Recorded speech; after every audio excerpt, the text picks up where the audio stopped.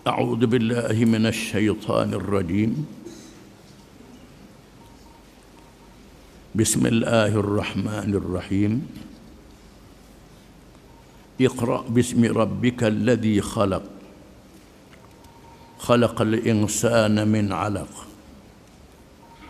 اقرأ وربك الأكرم الذي علم بالقلم علم الإنسان ما لم يعلم.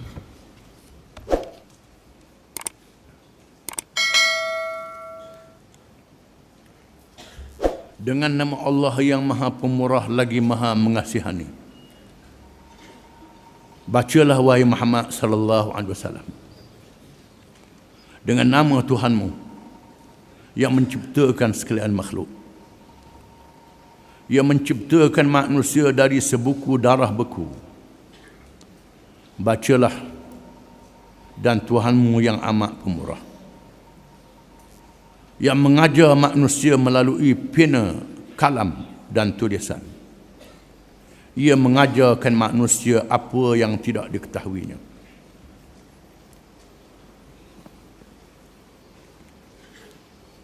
Surah yang dibaca ini ialah Suratul Alaq.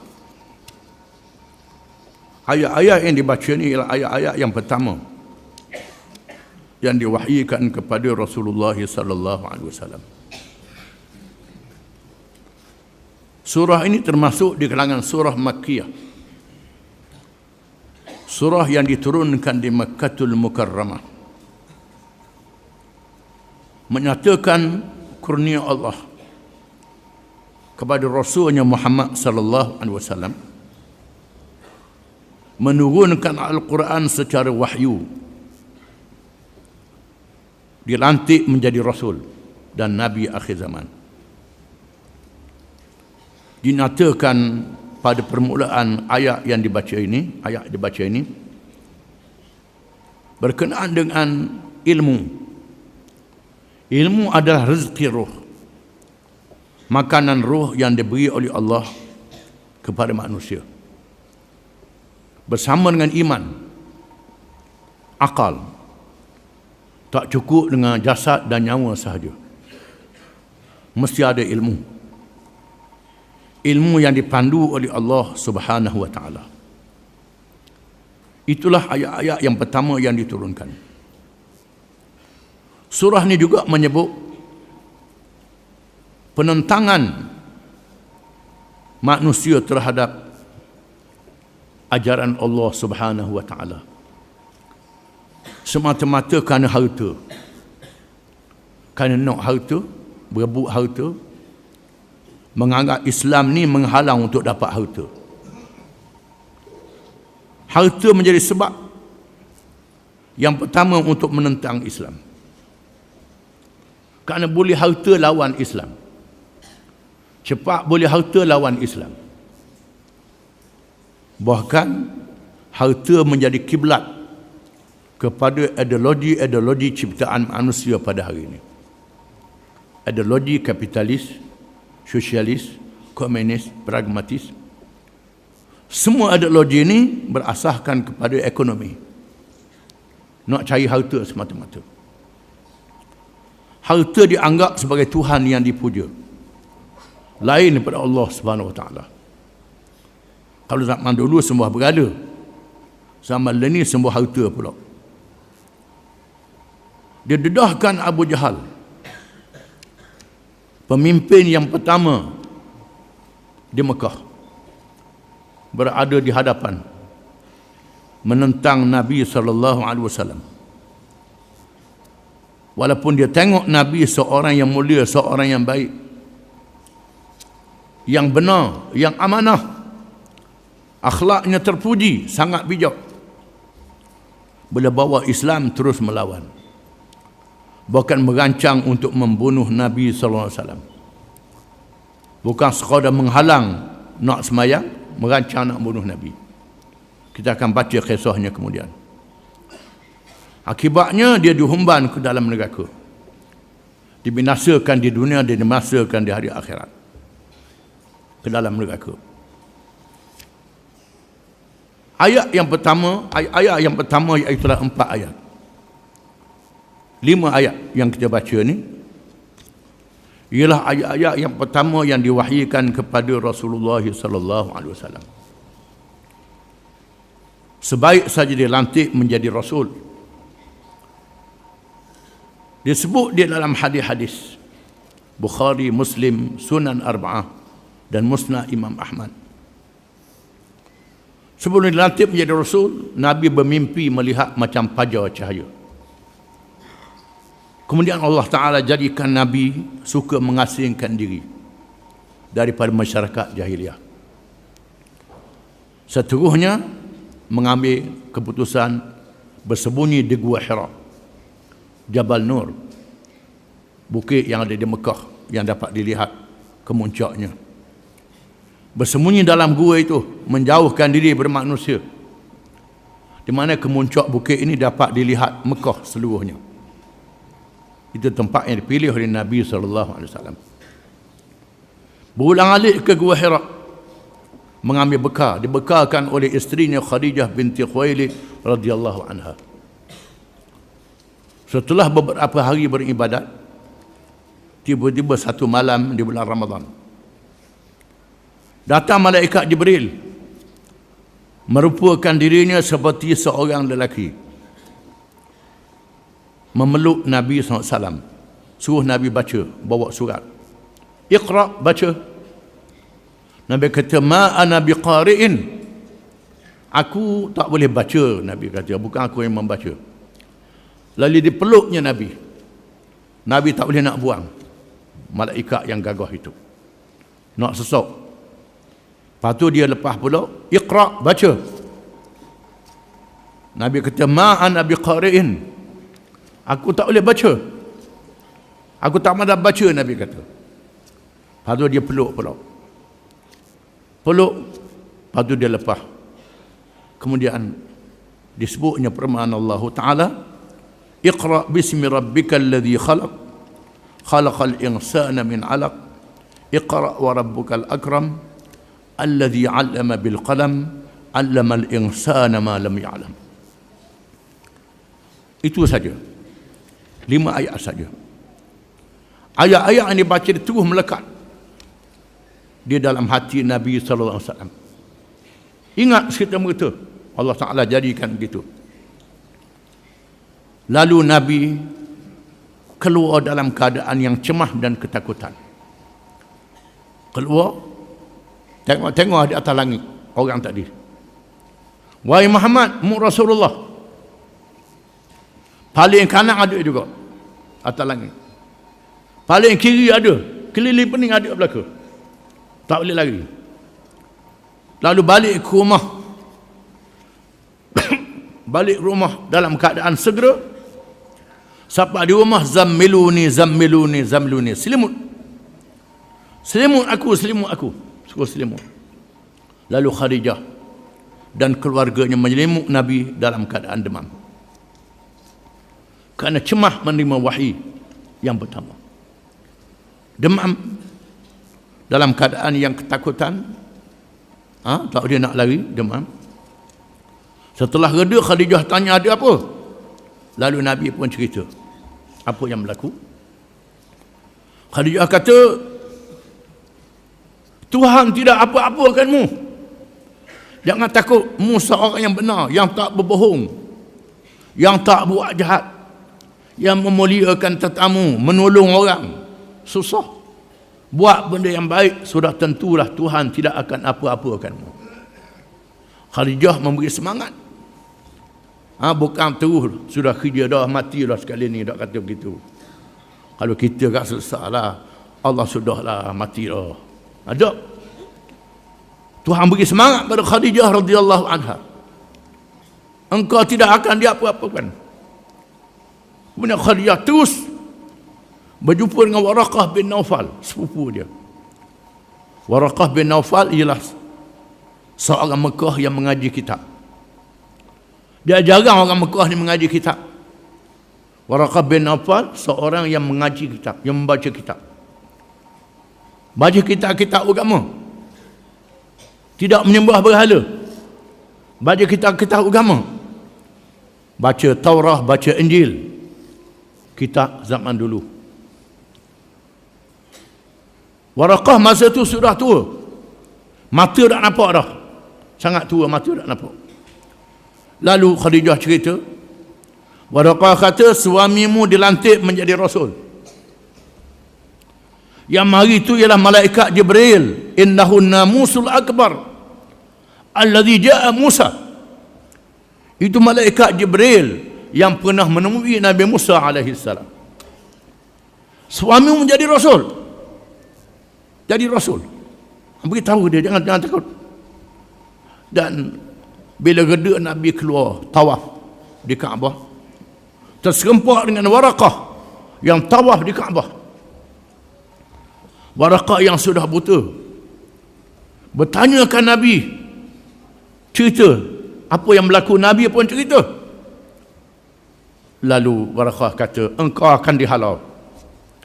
Jaga, engkau akan dihalau, akan dihambat daripada Mekah ini oleh kaummu sendiri. Kalau aku panjang umur, aku akan bersama denganmu, berjuang denganmu. Nabi kata, adakah aku akan dihalau, akan dihambat? Aku tak buat salah, tak buat apa. Kata Waraqah, memanglah orang yang ditugaskan macam ni akan ditentang oleh kaumnya. Nabi-nabi zaman dulu begitulah sifatnya. Maka mu akan terima nasib ini, akan ditentang, akan dihalau oleh kaummu. Kalau aku panjang umur, aku bersama denganmu. Waraqah meninggal dunia, mati selepas itu, dan Nabi tak terima wahyi lagi. Wahyi tak terima, putus, menyebabkan Nabi dalam keadaan yang serba salah. Mengikut riwayat Imam Ahmad, Nabi naik atas bukit macam nak terjun daripada bukit. Lalu Malaikat Jibril mari. Jibril mari, wahai Muhammad, engkau Rasulullah. Naik atas bukit, Jibril mari pula. Jibril datang memberi semangat. Selepas itu barulah diturun ayat-ayat yang lain. Diturun ayat-ayat yang lain, di mana ayat-ayat ini adalah Quran yang pertama diturunkan. Pasal apa dah ubah dulu dalam kitab Quran kita, itu penyusunan yang dibuat oleh sahabat-sahabat mengikut yang diatur sebagaimana yang disuruh oleh Nabi SAW. Surah Fatihah dulu, surah Baqarah, Iqra ni kemudian. Padahal ayat yang pertama diturunkan ialah ayat yang dibaca ni, untuk menyatakan asas kepada tugas manusia untuk beribadat, untuk memakmurkan bumi, untuk melaksanakan syariat, ialah dengan ilmu. Dan ilmu mesti dicari dengan alat dia. Alat dia membaca. Iqra bismi rabbikal ladzi khalaq. Bacalah dengan nama Tuhanmu yang telah menciptakan. Nak dapat ilmu kena baca. Tak baca tak boleh ilmu. Adapun Nabi SAW diberi ilmu tidak dengan membaca. Itu istimewa. Kerana Allah Ta'ala nak jadikan Quran adalah mukjizat ilmu. Untuk menegahkan Quran daripada Allah, bukan dikarang oleh Nabi SAW. Kerana Nabi tak tahu baca, tak tahu menulis, tak belajar dengan mana-mana ulama ahli kitab, tak belajar pun. Quran diwahyukan daripada Allah secara langsung untuk menjadi bukti Quran daripada Allah. Maka Nabi tak tahu baca, tak tahu menulis. Adapun orang lain kena baca, nak cari ilmu. Ilmu mestilah bismi rabbik, dengan nama Tuhan. Apa saja ilmu, sama ada ilmu agama ataupun ilmu dunia, mesti dengan nama Tuhan. Ilmu sains, ilmu teknologi, ilmu bumi, ilmu langit, ilmu pertanian, ilmu hayawan, ilmu yang berkait dengan manusia, mesti bismi rabbik, dengan nama Tuhan. Kerana dengan kita kaji kejadian-kejadian alam, kejadian manusia, kaji langit, kaji bumi, kaji pohon kayu, kaji binatang, disebut dalam ayat-ayat Quran, menjadi dalil ketuhanan Allah Subhanahu Wa Taala. Bukan saja belajar untuk dunia, belajar untuk menambahkan keimanan kepada Allah Taala. Dengan syarat semua ilmu dibaca dengan nama Tuhan, bukan dengan nama dunia. Kalau baca dengan nama dunia bukan dengan nama Tuhan, ilmu agama pun jadi tak pakar. Ada orang belajar agama, mengaji agama tinggi-tinggi, tapi bukan kerana Allah Ta'ala, bukan kerana Allah, bukan bismi rabbik, bukan dengan nama Tuhan. Belajar agama nak tahu je, belajar agama kerana nak kelebihan dunia. Belajar agama pun tak jadi apa kalau tidak dengan nama Tuhan. Mesti dengan nama Tuhan. Bahkan ilmu dunia sekalipun, kalau kita baca dengan nama Tuhan, kita dapat pahala yang besar.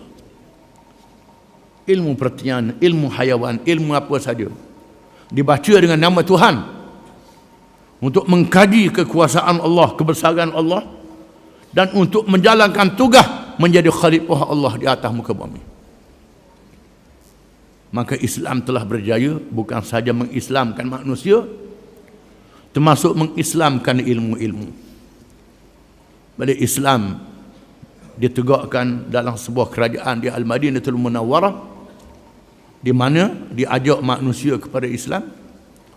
Setelah Islam berkembang ke seluruh pelosok dunia, Islam mengambil ilmu Parsi, ilmu Rom, ilmu India, ilmu Cina, ilmu Mesir, ilmu Yaman, ilmu Habasyah, ilmu Eropah, ilmu Afrika. Ilmu yang direka oleh manusia dengan pengalaman dia, diambil oleh Islam. Islam ambil ilmu tu bismi rabbik, dengan nama Tuhan. Dijadikan untuk buat kebajikan kepada manusia, buat kebajikan kepada dunia, sehingga orang Islam boleh menakluk dunia. Dan orang kafir tertarik dengan kebesaran Islam. Lalu orang kafir belajar ilmu dunia saja. Orang kafir belajar ilmu dunia saja, belajar ilmu sains saja daripada orang Islam. Belajar di Andalus, belajar di Baghdad, belajar di Mesir, belajar di India, kerajaan Mughal di India.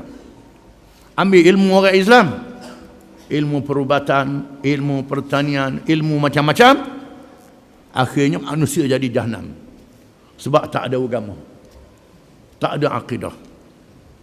Sebagai contohnya orang Islam kaji candu, kaji dadah, kaji arak. Tujuan ambil alkohol dia untuk bius, nak belah orang sakit.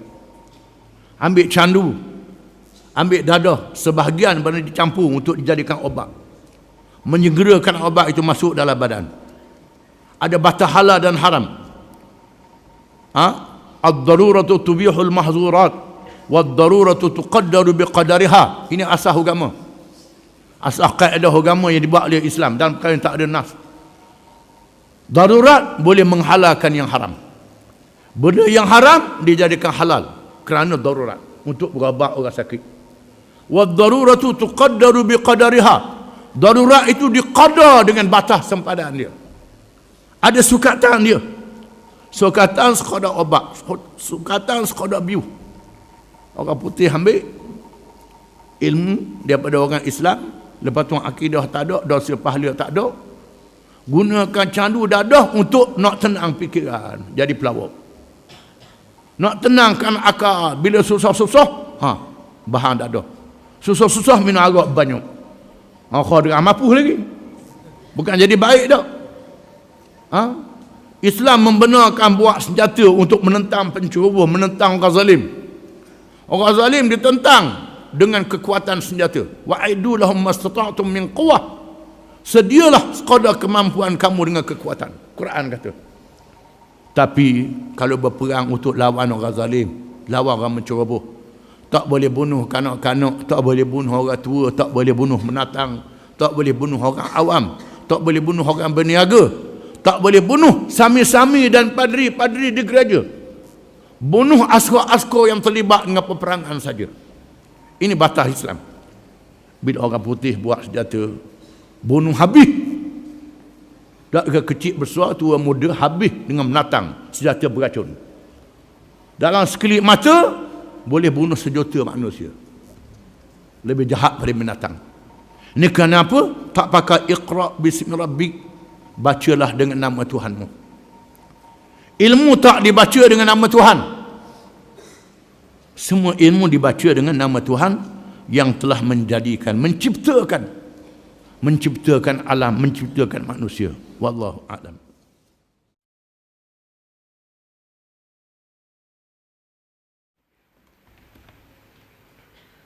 أعوذ بالله من الشيطان الرجيم خلق الإنسان من علق اقرأ وربك الأكرم الذي علم بالقلم علم الإنسان ما لم يعلم.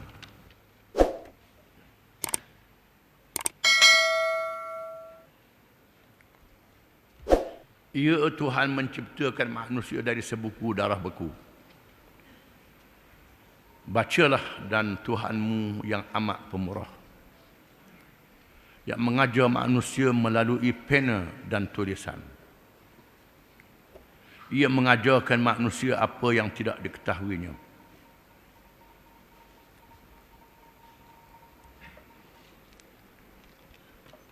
Setelah ayat yang terdahulu, Iqra' bismi rabbikal ladzi khalaq, bacalah wahai Muhammad sallallahu alaihi wasallam dengan nama Tuhanmu yang telah menciptakan, telah menjadikan. Ditegahkan di sini khalaqal insana min 'alaq. Menjadikan manusia daripada darah beku. Campuran mani lelaki dan mani perempuan. Dengan cara yang menakjubkan. Ilmu sains yang ada pada hari ini melalui berbagai-bagai alat dapat mengesan bagaimana di dalam mani lelaki terdapat binatang kecil halus macam ulat yang banyak. Ada kepala, ada ekor yang bergerak dalam mani itu dengan jumlah yang sangat besar. Itu benih-benih manusia daripada seorang lelaki. Benih yang banyak. Dalam mani perempuan pula ada telur dia pula. Ada telur dia pula. Bila bercampur dua mani ini, dua binatang yang halus bertemu dengan salah satu daripadanya, satu saja boleh anak seorang. Kalau dua jadi anak kembar dua. Itu biasanya. Kembar tiga mengepak tu jarang sekali. Ilmu sains pada hari ini dapat mengesan bagaimana kekuasaan Allah Subhanahu wa taala. Ada di antaranya yang dapat melahirkan anak. Ada yang tak dapat melahirkan anak. Semua dengan hikmah yang dikehendaki oleh Allah Ta'ala. Yang melahirkan anak ada hikmah Tuhan buat. Yang tak boleh anak pun ada hikmah yang Tuhan buat. Nabi Zakaria alaihi salam, sampai tua tak boleh anak. Doa-doa boleh anak. Nabi Zakaria alaihi salam yang bunuh di Bani Israel dalam usia yang muda belum kahwin, bunuh. Zakaria pun dibunuh juga. Itu berlakunya. Nabi Nuh alaihi salam boleh anak ramai, ada yang beriman dan ada yang tak beriman. 3 beriman. Hak lain tak beriman. Isteri tak beriman. Itu ujian kepada manusia. Kadang-kadang Allah Ta'ala jadikan kita macam-macam. Kita kena terima apa yang Tuhan hukumkan pada kita. Dengan redha. Semua yang Tuhan buat itu adalah baik belaka. Mengandungi hikmat. Yang kita tak tahu di sebaliknya, Allah Ta'ala maha mengetahui. Allah Ta'ala nak uji kita. Allah Ta'ala nak beri kebaikan kepada kita. Manusia yang dijadikan ini dengan sifat-sifat kejadian yang berbeza dengan makhluk-makhluk yang lain. Ada jasad.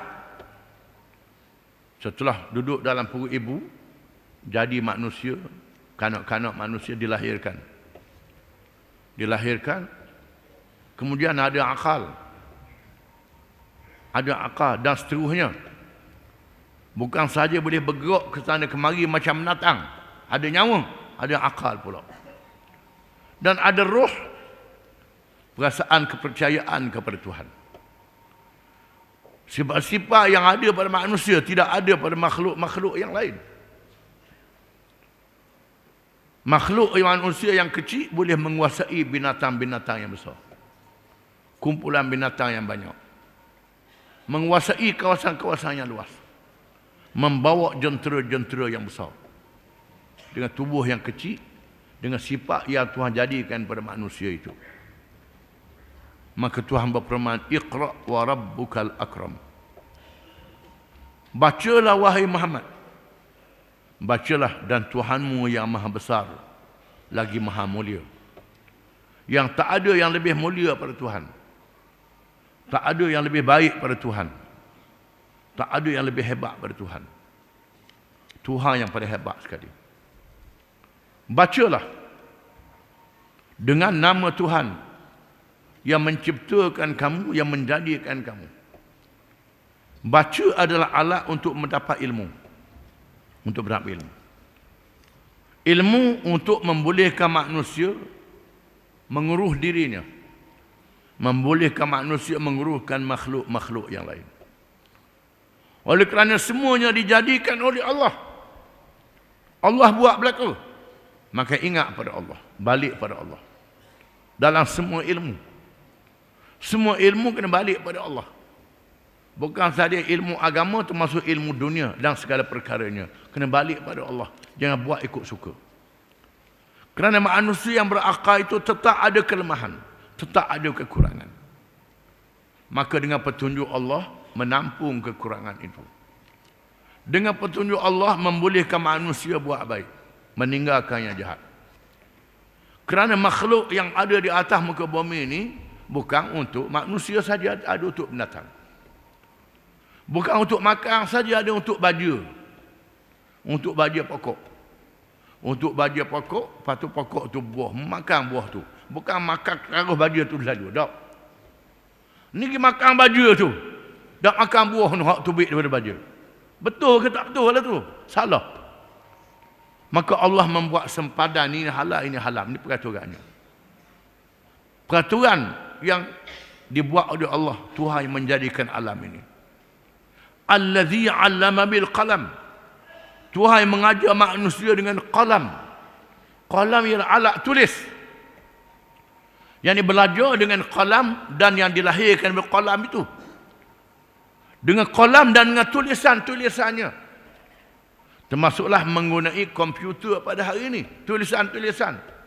Ditekan dengan jari, tak menulis lagi, keluar tulisannya. Itu daripada qalam. Tulisan-tulisan untuk mendapat ilmu. Macam-macam ilmu. Ilmu yang berkait dengan tugas manusia di atas muka bumi. Mengikut sempadan Allah Subhanahu wa taala. Allah Taala buat sempadan. Manusia sekadar ini, makhluk lain sekadar ini. Sama-sama makhluk pun ada sepadang dia. Binatang laut, kawasan air masin ada sepadang dia. Binatang tawar, air tawar, sepadang dia di sini. Kalau hak masin masuk dalam air tawar, penipal dia mampu. Hak tawar masuk dalam air masin, penipal dia mampu. Ada kawasan duduk atas darat. Bukan duduk dalam air. Hak dalam air naik atas darat, mampu. Hak atas darat, dalam air mampu. Hadak boleh dalam air atas darat pun boleh juga. Dengan kadar dan ukuran yang ditetapkan oleh Allah Ta'ala. Atas darat lama mana, dalam air lama mana. Ada tempoh. Pohon kayu begitu juga. Ada pohon yang hidup di atas bukit. Yang hidup di lembah. Yang hidup di tepi laut. Hidup dalam air masin, hidup dalam air tawar. Itu pun pohon kayu. Yang Tuhan jadikan. Ini adalah undang-undang Allah. Jin ada undang-undang, malaikat pun ada undang-undang juga. Ada undang-undang. Pada malam Isra' dan Mi'raj, malaikat Jibril bawa Nabi kita Muhammad sallallahu alaihi wasallam. Bila sampai di Sidratil Muntaha, Jibril berhenti, tak boleh naik dah. Nabi saja naik seorang. Kerana apa? Kerana Tuhan izin Jibril sekadar itu saja. Sekadar itu saja, tak boleh. Tak boleh naik lebih pada itu, sepadang dia. Kalau langgar sepadang, habis. Hancur. Hari ini ahli-ahli sains mengatakan matahari yang besar kali ganda pada bumi itu, kalau lari pada sepadan dia hancur matahari yang besar itu. Matahari yang besar boleh hancur. Kita ni besar mana? Nak lawan Tuhan, nak lawan undang-undang Tuhan, hukum Tuhan, tak boleh. Kalau dah hancur tubuh pun hancur perangai. Lepas hancur perangai, hancur tubuh. Mula-mula hancur perangai dulu, lepas tu hancur tubuh. Tubuh jadi hancur, jadi penuh. Kerana tak ikut sempadan Allah Subhanahu Wa Taala. Semua ada sempadan. Dan Tuhan beri kepada manusia ilmu untuk mengkaji berkenaan dengan Tuhan dia, untuk kenal Tuhan mengikut sempadannya. Jangan lebih pada sempadan. Mengikut batas dia, ukuran dia, jangan lebih. Kalau lebih, jadi penuh, jadi rosak kita. Itulah yang kita kena sedar. Inilah kehebatan mukjizat Al-Quranul Karim. Allah Ta'ala jadikan ini ayat-ayat yang pertama yang diturunkan kepada Nabi SAW. Allamal insana ma lam ya'lam. Allah Ta'ala mengajar manusia apa yang manusia tak tahu. Apa yang manusia tak tahu Allah Ta'ala ajar. Banyak hari ini kajian-kajian sains didapati tepat dengan Al-Quranul Karim. Quran adalah menjadi jawapan kepada semua ilmu. Banyak ahli-ahli sains yang baca terjemahan Quran masuk Islam. Kenapa? Dia buat kajian hak manusia, buat kajian hak binatang, buat kajian hak angkasa lepas. Dia buat kajian-kajian, mula-mula dia kata Quran ni pelawak. Kitab zaman dulu dia kata. Kitab zaman dulu Quran ni. Akhirnya dia kaji-kaji, rupanya betul hak Quran kata. Ada kata Nabi Muhammad erti apa? LCE tak Nabi Muhammad. SRP betul Nabi Muhammad. Mana ada jazah universiti? Baca nulis pun tak pandai. Nak ikut apa? Ada puak kata begitu. Ada puak pula kata Quran Nabi Muhammad buat. Mereka diri. Buat main-main pula. Ini daripada Allah. Tuhan jadikan Nabi Muhammad SAW tak tahu baca, tak tahu tulis. Tak tahu baca, tak tahu tulis. Tapi ayat-ayat yang pertama suruh baca, suruh tulis. Kepada orang yang lain, nak dapat ilmu, kena baca, kena tulis. Nabi tak payah baca, tak payah tulis. Kan Allah Ta'ala turunkan Quran pada Nabi. Dibaca terus ingat. Dan Nabi membaca Quran ini. Dan Nabi suruh sahabat-sahabat yang tahu membaca dan menulis supaya menulis Al-Quran. Sayyidina Uthman, Sayyidina Ali, Ubay bin Ka'ab, Zaid bin Thabit, Muawiyah bin Abi Sufyan. Ini penulis-penulis wahyu. Di antara Abdullah bin Abi Sarah, penulis wahyu. Salah satu yang menulis wahyu, Abdullah bin Abi Sarah ni murtad. Nabi latih jadi penulis wahyu. Tengok-tengok Nabi tugas murtad keluar dari agama Islam. Oh, mana? Jadi penulis wahyu murtad juga. Ini masalah hidayah daripada Allah. Hidayah. Ada orang dia berasa dia gong. Orang Terengganu kata gong. Gong ni apa? Gong ni tanah tinggi. Bukan tinggi sangat, tinggi sikit, rendah pada bukit. Dia berasa dia tinggi sangat. Kalau mari banjir tergelang gong ni. Gong ni bukan macam bukit. Tapi orang yang gong ni dia berasa dia tinggi pada gunung lagi. Punuhnya iblis ni kerana aba wastakbara. Dia enggan dan dia sombong. Dia berasa dia lebih alim daripada malaikat. Lebih bijak daripada malaikat. Rajin sembahyang daripada malaikat. Lebih daripada malaikat. Malaikat sujud kepada Allah Ta'ala. Malaikat lebih pada dia. Malaikat lebih pada dia. Tapi dia berasa dia lebih. Dia berasa. Bukan dia lebih, dia berasa. Malaikat ni lebih pada dia. Orang ni kalau berasa dia lebih, dia berasa. Macam orang duduk dalam bakul, dia akak bakul. Terakak tak? Tak terakak, bakul yang rabuknya. Duduk atas bakul. Pegang ambil bakul akak. Akak ambil reng. Akak diri sendiri. Tak terakak, bakul rabuk. Ataupun tangan dia patah. Tak ada apa. Ini dia. Ini bahaya orang yang merasakan dirinya lebih. Abdullah bin Abi Sarah ni penulis wahyu. Murtad. Keluar dari agama Islam. Tapi dengan izin Allah, dia taubat semula. Masa Nabi tawaf Mekah, kita baca dah kisah dia yang terkenal. Nabi tahu Mekah. Bila Nabi tahu. Nabi dalam perjanjian Hudaybiyah yang Nabi buat tu, mana-mana orang Mekah yang masuk Islam kalau lari ke Madinah kena hantar balik. Mana-mana orang Madinah yang lari ke Mekah tak boleh hantar balik. Tak boleh hantar balik. Orang Madinah yang lari ke Mekah ni, dialah luar biasa ni. Tak boleh hantar balik.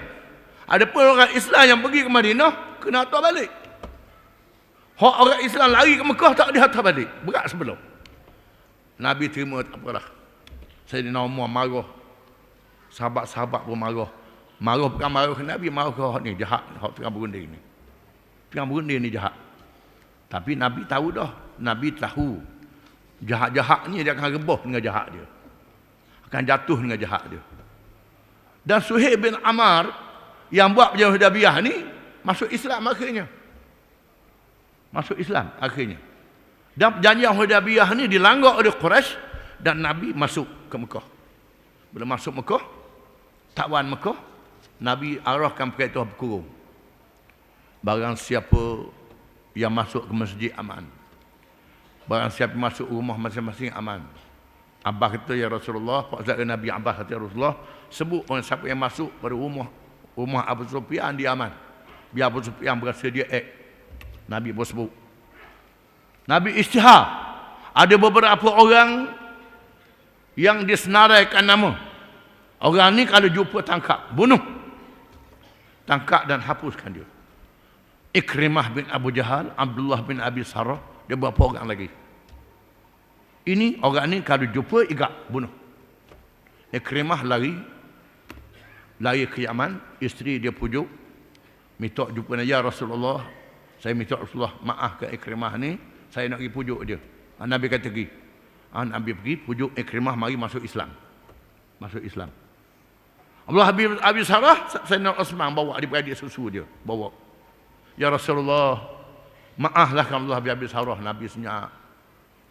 Rasulullah maaf Abdullah bin Abi Sarah, Nabi senyap.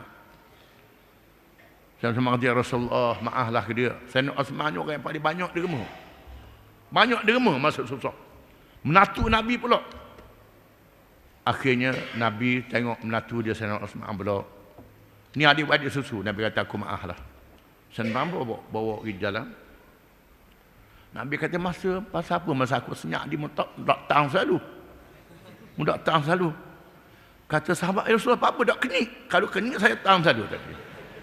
Ketahlah. Nabi kata, tak boleh. Kenyik-kenyik ni tak boleh.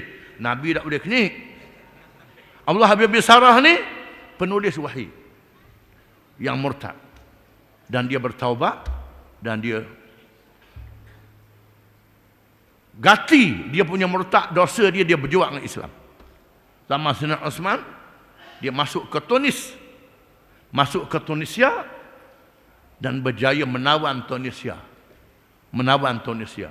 Apa yang menarik orang Tunisia cerita? Bila tawan Tunisia, tinggal murtad orang Tunisia. Jadi murtad. Serang pula. Balik murtad pula orang Tunisia ni. Jadi gitu boleh hak tukang buka awal tu murtad. Bagi wallahu alam, tak tahu dah. Akhirnya pergi murtad. Akhirnya pergi buka mengaji. Tugaskan orang mengajar di situ, mengaji dan menjadi ilmu. Tempat ilmu di Tunisia. Tempat ilmu Tunisia. Daripada Tunisia ni lahirnya ulama-ulama. Di antaranya ialah Syekh Muhammad Al-Khadir Husain. Seorang ulama Tunisia, Syekh Muhammad Al-Khadir Husain yang terkenal zaman tahun 20-an dulu. Dan dia dibuang negeri oleh penjajah Perancis.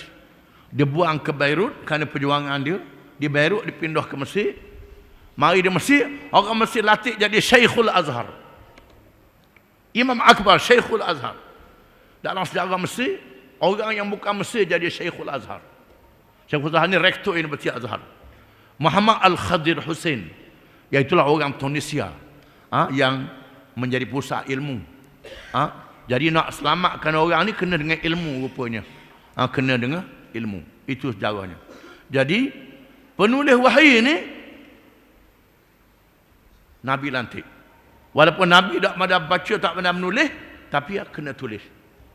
Ulama mengatakan al-ilmu saydun wal kitabatu qaiduh.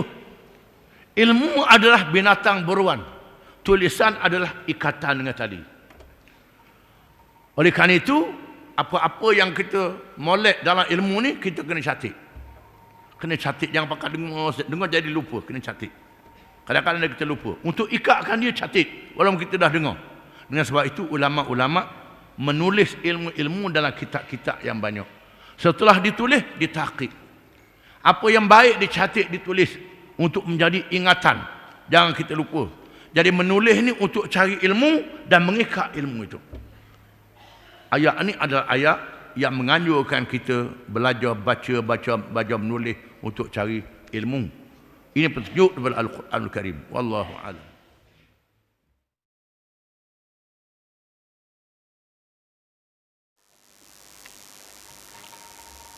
أعوذ بالله من الشيطان الرجيم كلا إن الإنسان ليطغى أن رآه استغنى إن إلى ربك الرجعى أرأيت الذي ينهى عبدا إذا صلى أرأيت إن كان على الهدى أو أمر بالتقوى أرأيت إن كذب وتولى ألم يعلم بأن الله يرى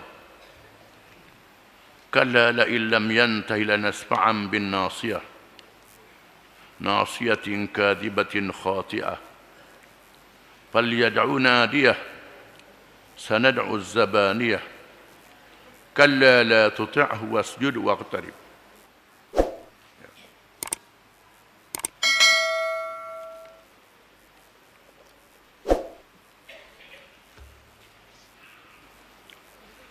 Ingatlah sesungguhnya jenis manusia tetap melampaui batas yang sepatutnya atau yang sewajibnya. Dengan sebab ia melihat dirinya sudah cukup apa yang dihajatinya. Ingatlah sesungguhnya kepada Tuhanmu lah tempat kembali untuk menerima balasan. Adakah engkau nampak baiknya orang yang melarang dan menghalang akan seorang hamba Allah apabila ia mengerjakan sembahyang? Adakah engkau nampak buruknya jika ia berada di atas jalan yang betul? Atau ia menyuruh orang bertakwa jangan melakukan syirik? Adakah engkau nampak terlepasnya dari azab jika ia mendustakan apa yang disampaikan oleh Nabi Muhammad SAW kepadanya, serta ia berpaling engkar? Tidakkah ia mengetahui bahawa sesungguhnya Allah melihat segala amal perbuatannya dan membalasnya? Jangan sekali-kali berlaku derhaka. Demi sesungguhnya jika ia tidak berhenti dari perbuatannya yang buruk itu, nescaya kami akan menyentap ubun-ubunnya dan menyeretnya ke dalam neraka. Ubun-ubun orang yang berdusta, yang bersalah. Kemudian biarlah ia memanggil kumpulannya untuk menyelamatkannya. Kami akan memanggil malaikat Zabaniyah yang menjaga neraka untuk menyaksanya. Ingatlah, janganlah engkau wahai Muhammad sallallahu alaihi wasallam menurut kehendaknya, dan sebaliknya sujudlah dan dampingkanlah dirimu kepada Allah dengan taat dan beramal soleh.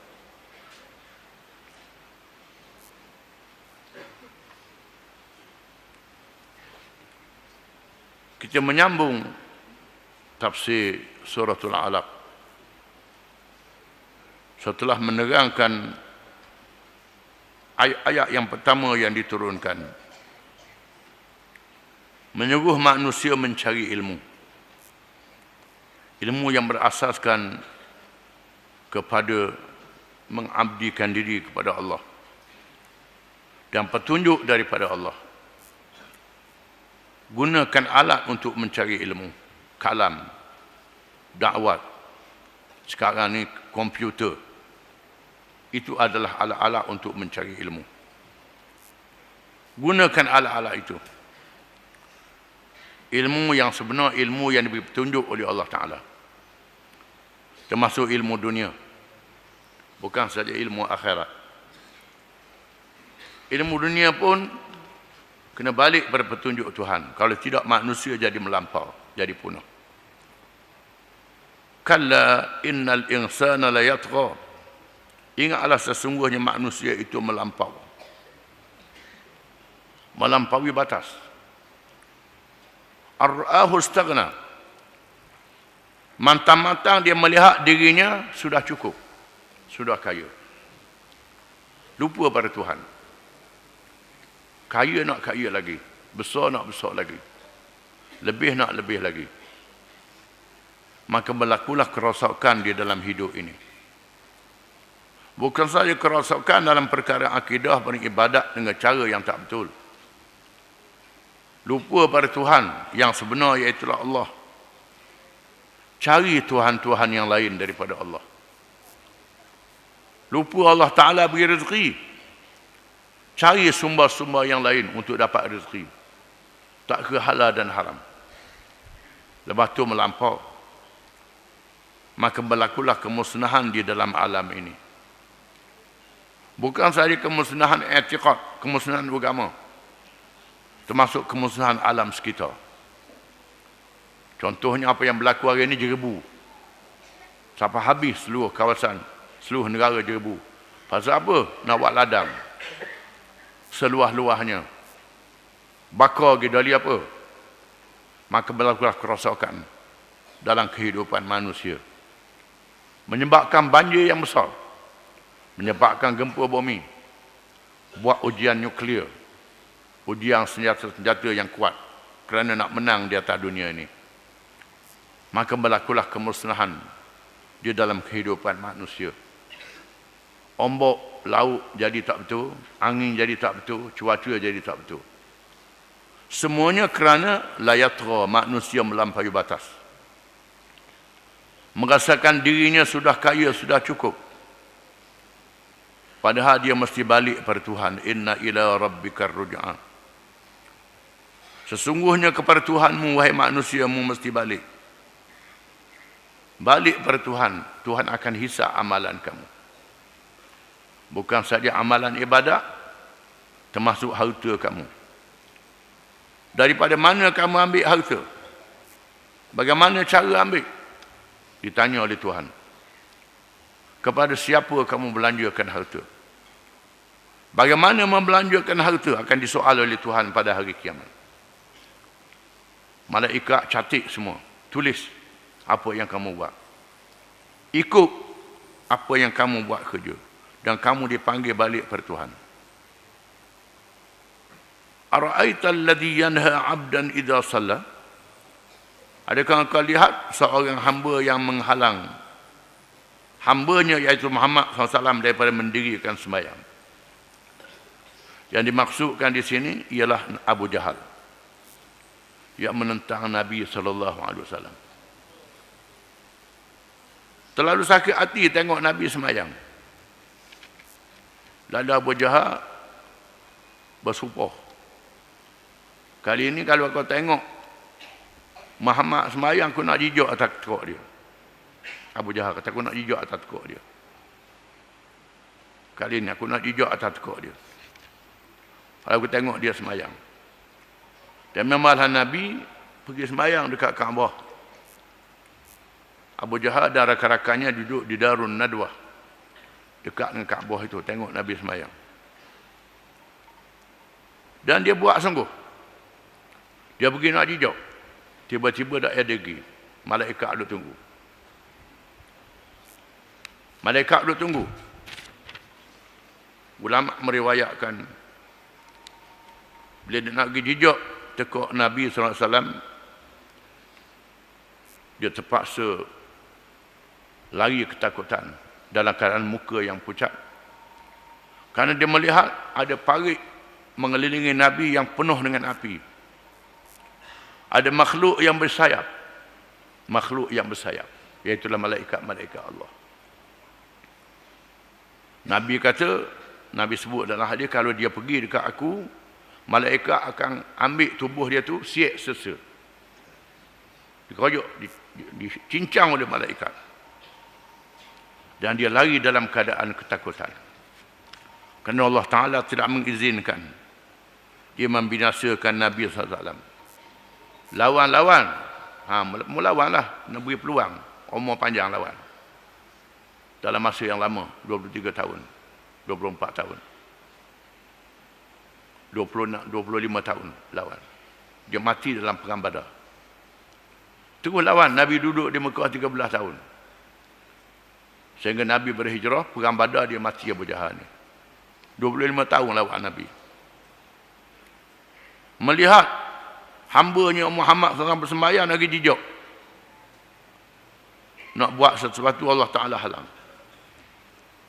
Allah Ta'ala sekat. Ar'aita in kana 'alal huda aw amara bit taqwa. Adakah engkau lihat dia berada di atas petunjuk Allah? Petunjuk yang benar, dia seorang yang betul? Tak. Dia seorang yang jahat. Orang tahu belaka dia jahat. Orang tahu belaka Muhammad SAW ni betul. Tak pernah bohong, tak pernah pelawak. Abu Jahal berbohong, pelawak, tapi orang ikut juga. Tahu dah bohong, tahu dah pelawak, ikut juga. Pasal apa? Pitih banyak. Hak tu, pusing kau tu juga. Sebab pitih banyak. Sebab kesenangan. Sebab kemewahan. Apa yang Nabi bawa ni tidak ada ketenangan. Pahala je. Mana pahala tak nampak? Nabi suruh bertakwa kepada Allah. Takut kepada Allah. Bertakwa saja. Takwa, takwa, takwa. Nak tanpa takwa. Tak nampak pun. Kalau Abu Jahal bawa, nampak. Ini menyebabkan mereka ikut Abu Jahal, tak ikut Nabi Muhammad sallallahu alaihi wasallam. Wallahu a'lam.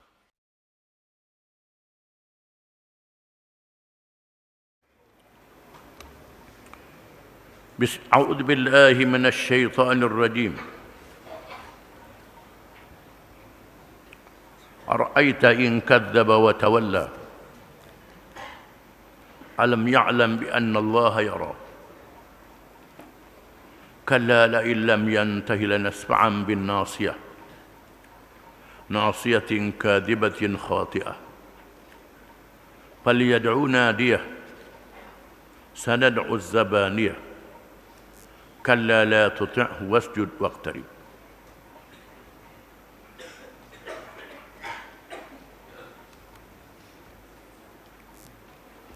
Maksudnya jangan sekali-kali berlaku derhaka.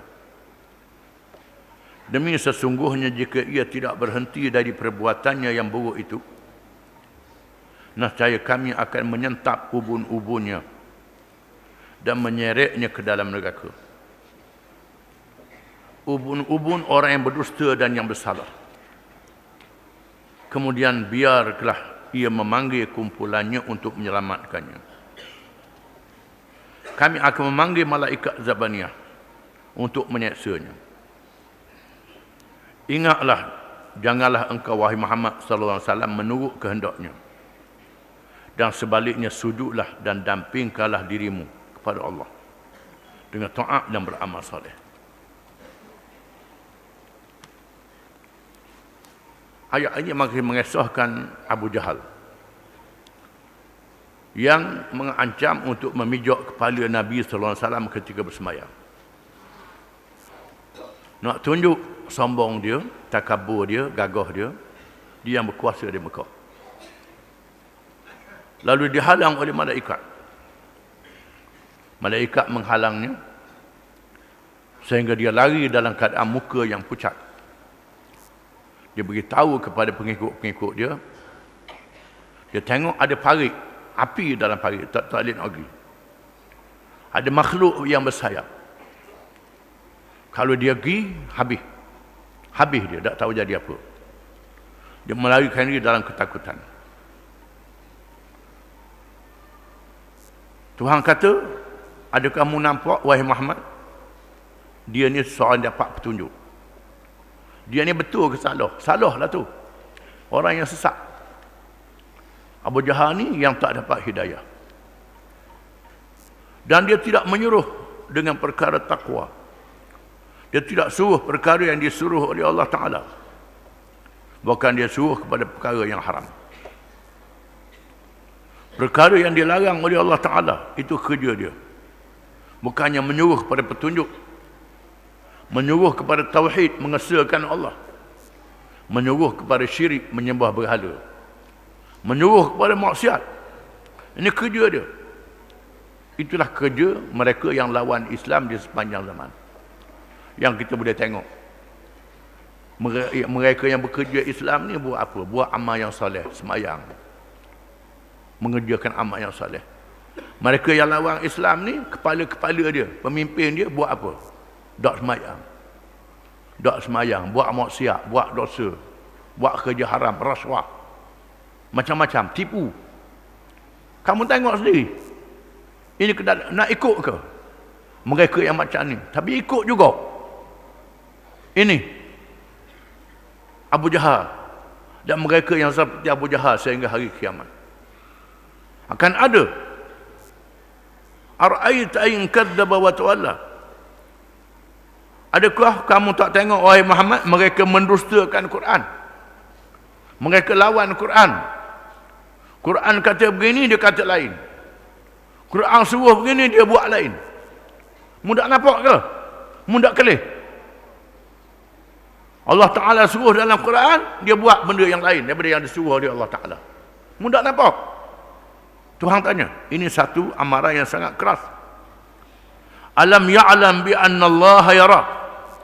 Adakah dia tak tahu bahawa Tuhan melihat dia? Mereka yang buat kerja jahat, kerja zalim ni tak tahu ke Tuhan nampak dia? Tuhan kelih dia. Dan Tuhan akan hukum dia pada hari kiamat. Akan membalas pada hari kiamat kelak. Kalla la illam yantahi lanasma'an bin nasiyah. Ingat, sekiranya dia tidak berhenti daripada kejahatan dia, tak berhenti daripada kejahatan dia, kami akan sentakkan ubung dia. Senjuh ubung dia, heret masuk dalam neraka. Sentakkan ubung dia, masuk dalam neraka.